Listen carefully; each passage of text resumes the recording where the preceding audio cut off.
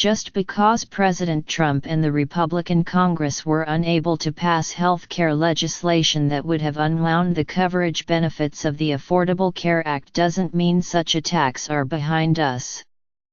To the contrary, Republicans are now making an end run around Congress to accomplish one of their harshest goals, kicking economically vulnerable people off Medicaid.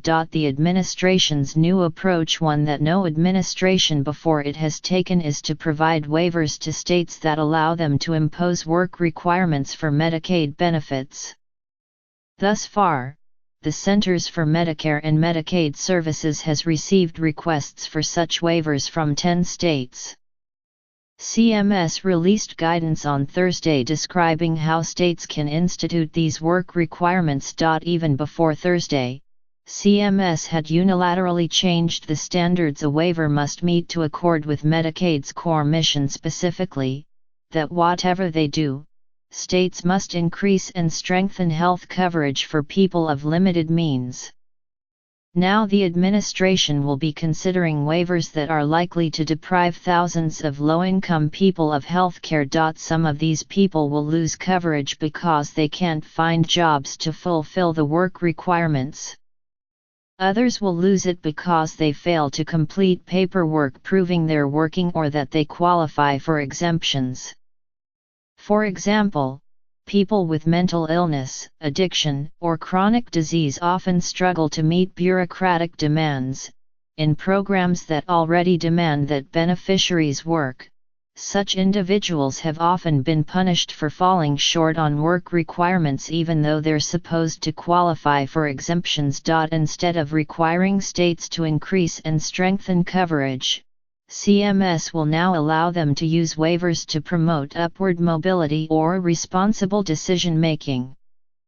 If those sound good to you, understand that they are known euphemisms for work requirements. The key point, as the Medicaid analyst Jessica Schubel points out, is that neither of those goals align with Medicaid's mission of providing comprehensive health insurance to low-income people. They would instead, she said, let states kick people off coverage if they don't comply with new requirements that have nothing to do with health insurance. People losing coverage could suffer severe harm. A study of Medicaid expansion in Kentucky and Arkansas found that it led to significant gains in access to care, financial security and health, with increases in the share of low-income adults going for checkups, getting regular care for chronic conditions and reporting that they are in excellent health. It also found large decreases in the share of people struggling to pay medical bills and relying on hospital emergency rooms for care. Under the new waivers, these gains will be reversed. It's also essential to recognize that Medicaid work requirements won't work. There's no evidence that Medicaid discourages work, which comports with common sense. You can't pay rent or buy groceries with health coverage. About 80% of able-bodied adult Medicaid recipients are part of working families, that is, either they or their spouses work, and about 60% work themselves. Among adults on Medicaid who don't work and could be subject to the work requirement, more than a third have a chronic health problem or disability, about half take care of their family or go to school, and just under 10% can't find work. It's far more likely that Medicaid work requirements will backfire, at least in terms of improving beneficiaries' living standards.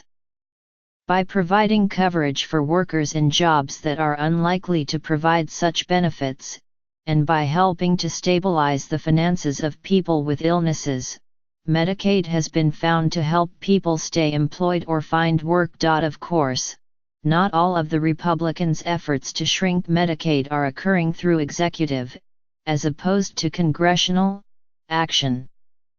The new tax law's repeal of the Affordable Care Act's individual mandate could, according to the nonpartisan Congressional Budget Office, cut $5 million from the Medicaid rolls by 2027. That's because, absent the mandate, fewer low-income people will find out that they're eligible for Medicaid, especially in expansion states. By letting states impose work requirements in Medicaid, the administration will hurt many of the very people Mr. Trump said that he wanted to help when he ran for president. And announcing this policy in the wake of the tax overhaul makes the administration's priorities especially stark. Reductions in coverage will be phased in alongside hundreds of billions in tax cuts for wealthy households and corporations. Since congressional Democrats cannot stop the administration from issuing waivers, this battle now moves to the states. State legislatures and advocates for low-income families must insist that their representatives and elected officials not go down the path of requesting waivers. Medicaid is working, as are most able-bodied adults who are eligible for it. The administration's bid to cut the program under the guise of mobility-enhancing work requirements must be seen for what it is.